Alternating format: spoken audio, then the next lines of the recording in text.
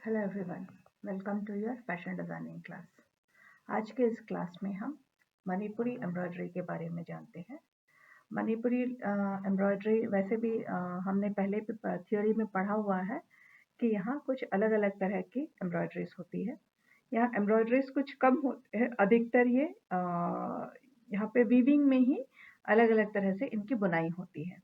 And ये एक बुने हुए सिंगल कपड़े को जिसमें नीचे में शेड्स डार्क स्ट्राइप्स के होते हैं एंड जिस शेड का वो फैब्रिक होता है उसी शेड का उसी शेड से मिलते जुलते वाले डार्कर या लाइटर शेड्स के फैब्रिक्स के साथ ऊपर में ये हम एम्ब्रॉयडरी करते हैं। एंड एम्ब्रॉयडरी जो होती है वो इतनी बारीक तरीके से करते हैं कि वो देखने में बुना हुआ कपड़ा ही लगता है। एंड इनके इस कपड़े को फनिया फिनिया कहते हैं। फिनिया कहते हैं, ये हम पहले थ्योरी में पढ़ चुके हैं। एंड इनके जो पैटर्न्स होते हैं बहुत सिंपल होते हैं और अधिकतर ये सैटिन स्टिच से ही इन एम्ब्रॉयडरीज को करते हैं।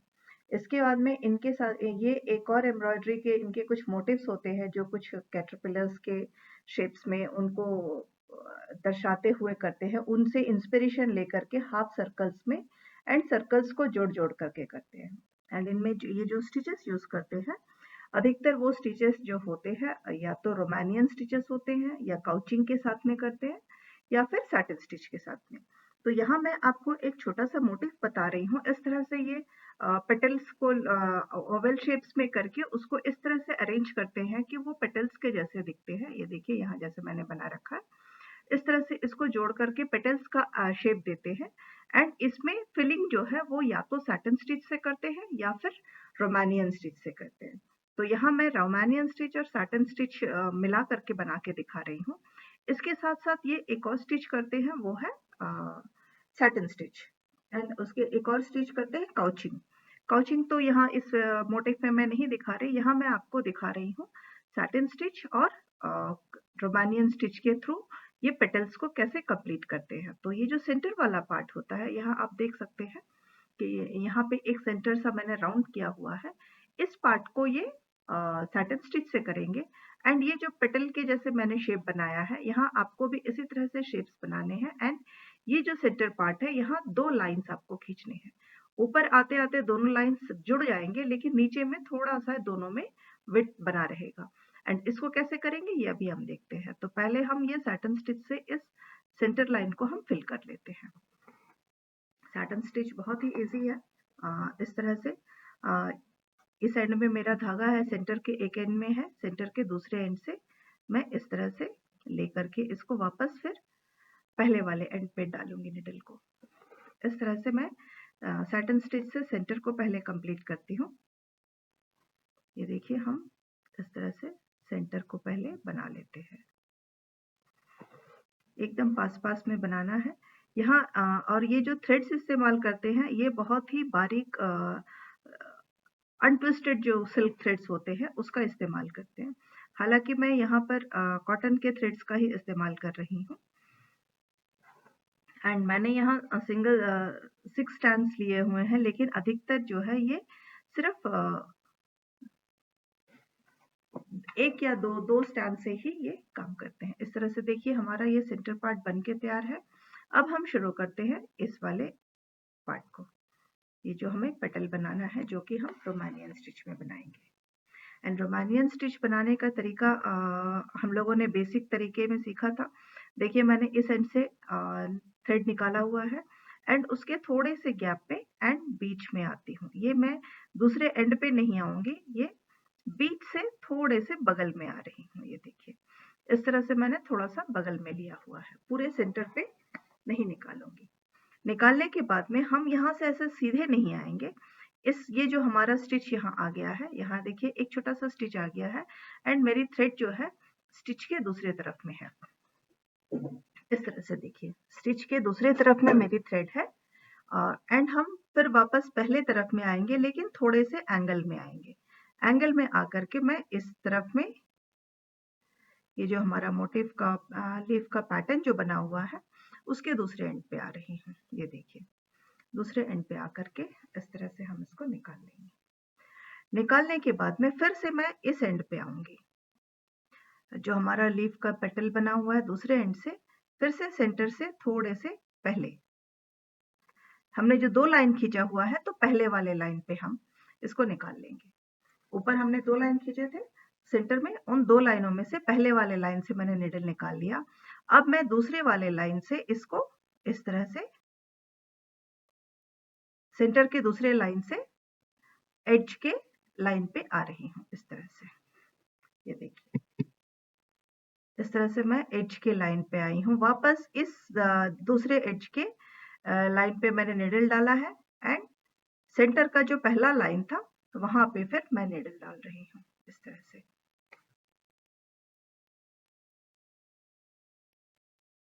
ये देखिए, इस तरह से डाला। अब सेंटर का जो दूसरा लाइन है, वहां से मैं आउटर लाइन जो थी उसमें आ रही हूँ, इस तरह से। मैंने थिक थ्रेड इसलिए लिया है ताकि आपको ये अच्छे से दिखाई दे एंड आप समझ सके कि मैंने कैसे किया है। अब पेटल के दूसरे एंड से फिर सेंटर के पहले वाले लाइन पे आए हैं, इस तरह से। देखिए, मैं सेंटर के पहले वाले लाइन पे आई हूँ, इस तरह से निकाल लिया। अब इसको मैं सेंटर के दूसरे वाले लाइन से पेटल के दूसरे किनारे पे लेके जाऊंगी। फिर वापस पेटल के पहले किनारे से सेंटर के पहले लाइन पे आ रही हूँ। फिर सेंटर के दूसरे लाइन से पेटल के दूसरे किनारे पे।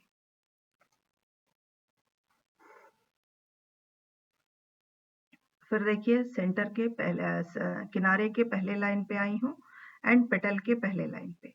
दोनों ही चीजें हम पहले लाइन से पहले लाइन पे इस तरह से मैंने निडल डाला हुआ है एंड थ्रेड को निडल के नीचे रखा हुआ है, इस तरह से। देखिए, अगर मैं ऐसा करती हूँ तो यहाँ गांठ जैसी बनती है, तो हम वहां गांठ नहीं करके सेंटर की जो दूसरे लाइन थी, दूसरे लाइन से मैं इसको वापस से इस तरह से पेटल के दूसरे किनारे पे लेके जाऊंगी। पेटल के दूसरे किनारे से हम पेटल के पहले किनारे पे आते हैं एंड सेंटर के पहले वाले लाइन पे आते हैं, इस तरह से। अब सेंटर के दूसरे किनारे से हम पेटल के दूसरे किनारे पे जाते हैं। इसीलिए पहले पेंसिल से अच्छे से ड्रॉ कर लीजिए कि आपको कैसे बनाना है फ्लावर का पैटर्न, एंड उसके बाद में ही काम को शुरू कीजिएगा। इस तरह से अलग अलग मोटिव्स में हम बना सकते हैं। इनके कुछ बर्ड्स और एनिमल्स के भी मोटिव्स होते हैं, लेकिन वहां पे भी स्टिच इनकी ऐसी ही होती है। एक और स्टिच ये करते हैं जो है एप्लिक का काम। मणिपुरी एम्ब्रॉयडरी में एप्लिक का काम भी बहुत अधिक होता है, लेकिन यहाँ जो एप्लिक ये करते हैं, ये कॉन्ट्रास्ट कलर्स में या दूसरे कलर्स में नहीं करके व्हाइट के ऊपर में व्हाइट से ही एप्लिक का काम करते हैं। और ये जो काम किया हुआ फैब्रिक होता है, ये एक मदर जो है अपनी बेटी की शादी में उसको जरूर गिफ्ट करती है, इस तरह से बना करके। व्हाइट फैब्रिक के ऊपर व्हाइट फैब्रिक का ही एप्लिक का काम होता है। ये देखिए, इस तरह से हम सेंटर में हम इसलिए 2 लाइन बना के रखेंगे, क्योंकि पहली बार हम पहले लाइन से लेते हैं, दूसरी बार दूसरी लाइन से। एंड थोड़ा सा डायगनली, ये पूरा स्ट्रेट हम नहीं बना रहे हैं। ये देखिए, हम पूरी तरह से स्ट्रेट नहीं बना रहे हैं, हल्का सा डायगोनल करके इसको बनाते हैं, इस तरह से। इस तरह से हम पूरे पेटल को फिल करेंगे।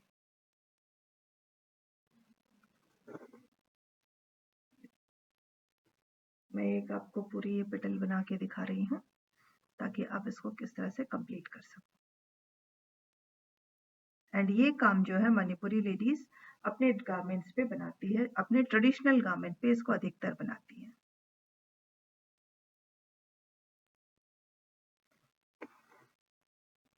ये देखिए, इस तरह से।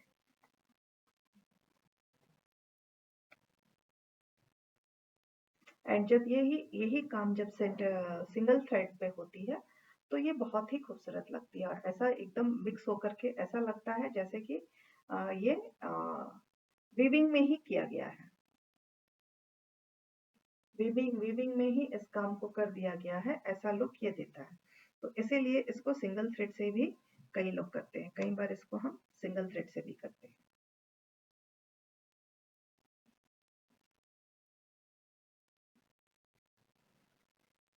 तो हमेशा इस बात का ध्यान रखिए कि आपका थ्रेड जो है बहुत सही तरीके से लगा हुआ रहे, नहीं तो बीच बीच में थ्रेड के टूटने के चांसेस बहुत अधिक होते हैं। देखिए पहले लाइन से, किनारे के लाइन से सेंटर के पहले लाइन पे आए हैं। अब हम सेंटर के दूसरे लाइन से पेटल के साइड का जो दूसरा लाइन है वहां पे लेके आएंगे। इसको मैं यहाँ से ऐसे करके, देखिए ऐसे अगर नीचे डालते हैं तो इसके बाद में ये जो सेंटर वाली लाइन बनी हुई है वहां से सुई को निकालेंगे। ये सेंटर वाली लाइन से इस तरह से निकालेंगे। इसके बाद में फिर सेंटर के दूसरे लाइन से किनारे के दूसरे लाइन पे आएंगे, फिर किनारे के पहले लाइन पे आ रहे हैं, फिर सेंटर के पहले लाइन पे। अब हम सेंटर के दूसरे लाइन से किनारे के दूसरे लाइन पे आएंगे। ये देखिए फिर इस तरह से ये, एंड इस बात का भी आपको ध्यान रखना है कि आप यहाँ पे गैप्स नहीं रखेंगे। मैंने हल्के से गैप्स रखे हैं ताकि आपको ये दिखा सकूं और समझा सकूं, लेकिन जब आप स्टिच कर रहे होंगे तो ये एकदम, ये जो स्टिचेस है एकदम पास पास में होंगे, जिससे कि कोई गैप्स नहीं आएंगे। एंड जो सेंटर का पार्ट है वो हमें ओवरलैप सा थ्रेड्स रहेगा। वहां पे ओवरलैप से थ्रेड से ऐसा लगेगा जैसे कि वहां हमने एक के ऊपर एक, अंदर से एक के अंदर से दूसरे को वीव किया है।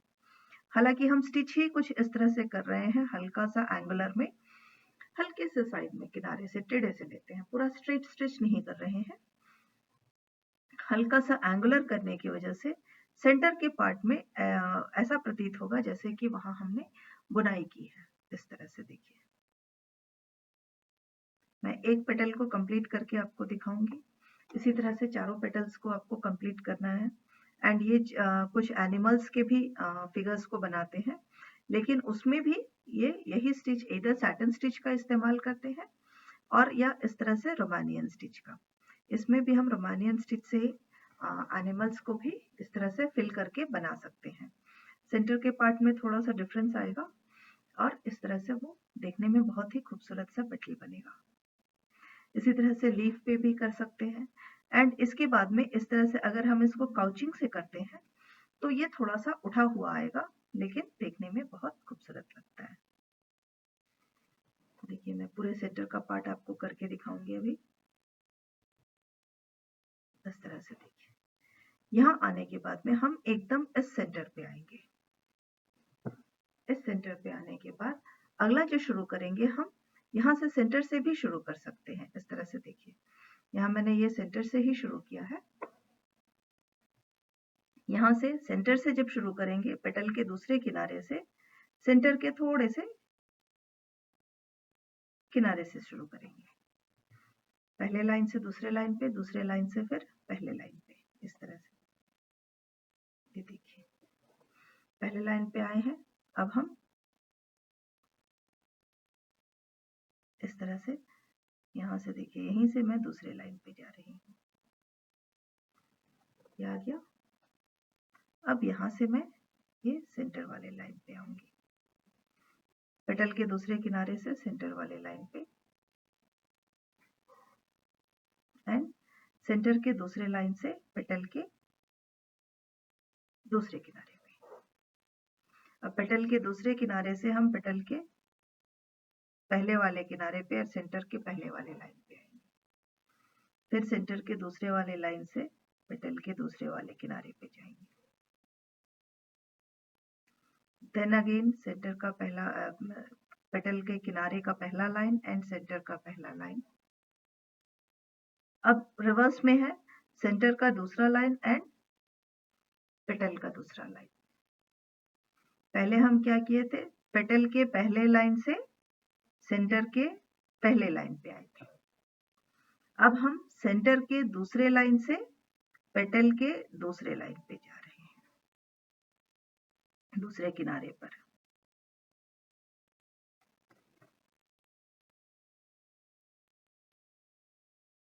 इस तरह से जब हम पास पास बुनाई करते हैं तो ये भरा हुआ तो होता ही है, इसके साथ साथ सेंटर में अपने आप ही एक जो बारीक सी लाइन होती है वो खिंचती चली जाती है। ये देखिए इस तरह से ये अपने आप ही सेंटर में एक बारीक सी लाइन खिंचती हुई चली जाएगी। जिससे कि किसी भी पेटल का बीच का जो हिस्सा होता है थोड़ा सा गाढ़ा डार्क होकर के वो डार्कर शेड जो है अपने आप आ जाता है। मतलब ये है कि हम ये कह सकते हैं कि ये जो पेटल है शेडेड तरीके से बनने लगती है। सेंटर में कुछ डार्क हो जाता है एंड दोनों किनारों पे लाइट रहता है। तो वैसे भी हम जब किसी फ्लावर्स को देखते हैं तो फ्लावर्स के कुछ हिस्से डार्क होते हैं पेटल के एंड कुछ हिस्से जो है वो लाइट होते हैं इस तरह से। एंड इस तरह से कंप्लीट करने के बाद इसी तरह से हम पेटल के लीव्स को भी बना सकते हैं। किसी भी फ्लावर का मोटिव जो बना रहे हैं उस मोटिव के लीव्स को भी हम इस तरह से कंप्लीट कर सकते हैं। देखिए इस तरह से हम इसे हम 3 पेटल वाला एक फ्लावर भी बना समझ सकते हैं। और अगर हमने कुछ बर्ड्स या एनिमल्स बनाए होते तो उसी शेप में हम इसको भी फिल करते हैं। फिलिंग स्टिच अधिकतर यहाँ इस्तेमाल की जाती है एंड फिलिंग स्टिच में भी सैटिन स्टिच के साथ साथ रोमानियन स्टिच का जो है इसका इस्तेमाल मणिपुरी एम्ब्रॉयडरी में बहुत अधिक होता है। एंड वहाँ की जो ट्रेडिशनल ड्रेस है उस पे तो ये एम्ब्रॉयडरी जरूर की जाती है जो कि देखने में पूरी बुनी हुई फैब्रिक के बुनी हुई कढ़ाई के जैसे रहती है। इनके जो मोटिव्स है वो भी कुछ वैसे ही दिखाई देते हैं। ये देखिए इस तरह से ये मेरा पेटल भी कंप्लीट हो जाएगा। मैं आपको भी यहाँ करके दिखाऊंगी इसको। मैंने यहाँ कुछ कुछ हल्के हल्के गैप्स छोड़ रखे हैं ताकि जब आप इसको देखो तो अच्छे से समझ सको कि मैंने निडल को कहाँ से कैसे निकाला है। ध्यान से देखिएगा वीडियो को तो आप अच्छे से जान जाएंगे कि निडल कहाँ कहाँ से निकल रही है। सेंटर में रोमानियन स्टिच कैसे बनाते हैं ये मैंने आपको पहले भी कुछ वीडियोस में बताए थे, लेकिन रोमानियन स्टिच को पेटल का शेप कैसे देना है एंड वो मणिपुरी एम्ब्रॉयडरी में किस तरह इस्तेमाल होती है आज के वीडियो में मैं आपको ये दिखा रही हूँ। क्योंकि हर स्टेट की अपनी एम्ब्रॉयडरी है एंड जितने भी स्टेट एम्ब्रॉयडरीज है वो कुछ बेसिक स्टिचेस के साथ में ही शुरू हुए हैं।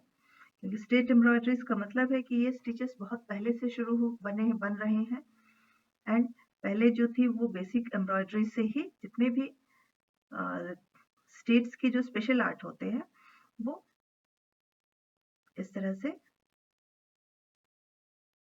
बेसिक स्टिचेस के साथ में ही बनाए जाते हैं।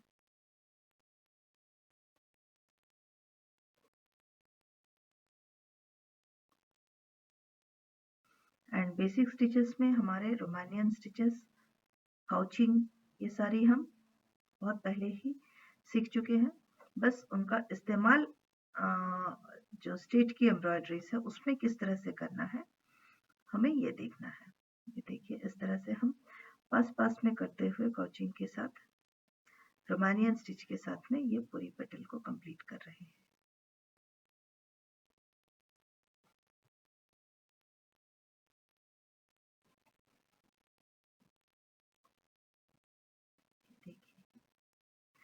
जैसे जैसे ऊपर पहुंचेगा हमारा स्टिच लेंथ जो है वो छोटा होता जाएगा एंड स्टिच लेंथ के छोटे होने के साथ साथ हमारा सेंटर का शेप भी छोटा होता जाएगा। ये देखिए इस तरह से हमने 3 पेटल यहाँ बनाए हैं।